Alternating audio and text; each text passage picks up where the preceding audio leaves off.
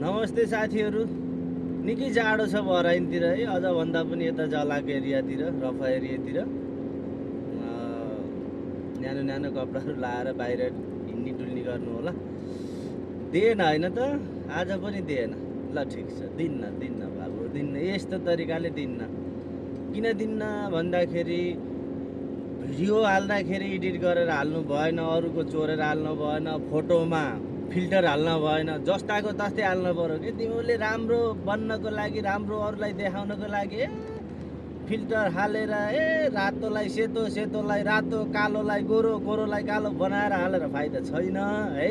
Original हाम्रो सोल्टीले भन्नुभएको original खालको बिना इफेक्ट, बिना एडिटिङको भिडियोहरू अपलोड गर्नु पर्यो भनेर मलाई जानकारी गराइदिए सबैलाई भनेर भन्नुभएको थियो है। त्यही भएर यसका बाजे त के हो, रन्केर आउँछ त। त्यस कारणले गर्दाखेरि मैले यति जानकारी गराइदिन आएको हो है साथीहरू है। राम्रो भिडियो, राम्रो फोटो, आफ्नै ओरिजिनल खालको, आफ्नै क्लियर फोटो, क्लियर भिडियो चाहियो अरे है। राम्रो राम्रो ठाउँहरूमा जाने, राम्रो ठाउँहरूको भिडियो फोटोहरू सुट गर्ने, साथमा आफू पनि त्यसमा देखिए पर अझ राम्रो है। उहाँले त्यही भन्नुभएको छ। गएर टक्क भिडियोहरू फोटोहरू ओरिजिनल खालका सुट गरेर ल्याऊ है बाबु हो। बिना फिल्टरको, बिना इफेक्ट, टक्क आफ्नो क्लियर हुन पर्यो।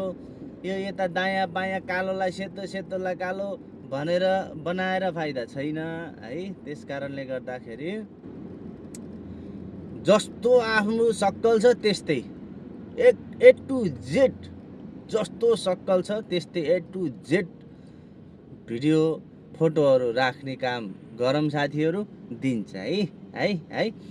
अब दिनै कहाँबाट ल्याउने भन्ने कुरो आउला फेरि है।